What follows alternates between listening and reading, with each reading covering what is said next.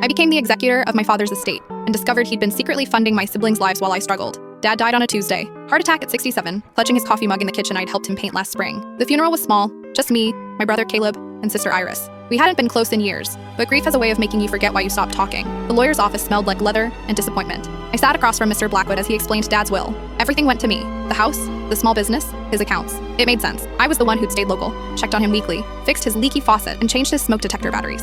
Caleb lived in Portland, pursuing his art. Iris was in graduate school in Chicago, studying environmental law. Both had always been too busy for family dinners or holiday visits. I'd been the dutiful daughter while they chased their dreams. There's also this, Mr. Blackwood said, sliding a manila folder across his desk. Inside were bank statements dating back 15 years, monthly transfers to accounts I didn't recognize, thousands of dollars flowing out of Dad's business account like a steady river. My hands shook as I traced the numbers. $2,500 to account, ending in 4472. $1,800 to account, ending in 0472. $7,893. Month after month, year after year. These accounts, I whispered. Do you know whose they are? Mr. Blackwood adjusted his glasses. Your father was very specific. He wanted you to understand everything. The next page contained copies of deposit slips. Caleb's name on the first set, Iris's on the second. While I'd worked double shifts at the diner to pay for community college, Dad had been sending Caleb money for art supplies and studio rent. While I'd lived in a cramped apartment with a broken heater, he'd covered Iris's graduate school tuition and living expenses. I thought about all the times I'd called Dad, stressed about bills, how he'd say things like, money doesn't grow on trees, and you need to learn to manage better. How I'd felt like a failure every time I couldn't make ends meet.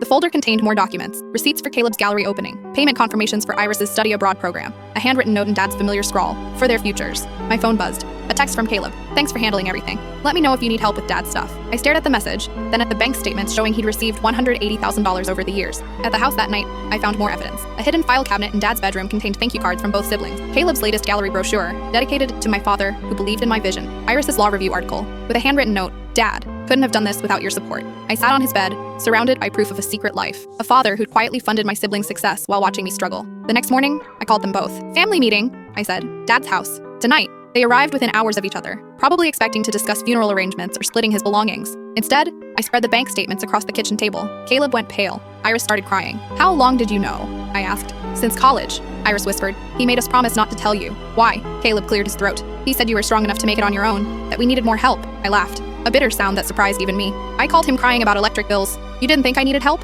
He wanted us to succeed, Iris said. You were already succeeding. Succeeding? I stood up. I lived on ramen for months. I worked 3 jobs through school. And look what you accomplished, Caleb interrupted. You put yourself through college, built a life. You're stronger than both of us. The irony wasn't lost on me. Dad's money had made them who they were, but they thought my struggles had made me stronger. I kept the house, kept the business, but I also kept the bank statements. A reminder that sometimes the people who claim to love you the most are the ones who see you suffer and call it character building. Last week, Iris sent me a check for $50,000. Partial repayment, she called it. Caleb offered to give me one of his paintings. I framed the bank statements instead.